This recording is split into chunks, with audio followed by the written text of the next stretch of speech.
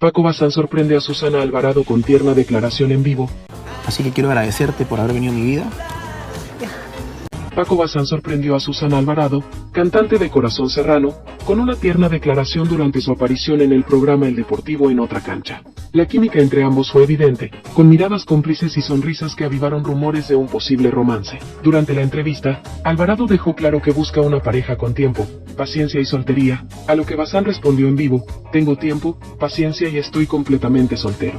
Gracias por haber venido a mi vida. Sus palabras, cargadas de picardía, generaron expectativa entre los seguidores de ambos, quienes ahora especulan sobre el inicio de una relación entre el conductor y la cantante. ¿Crees que este coqueteo se convertirá en algo más serio?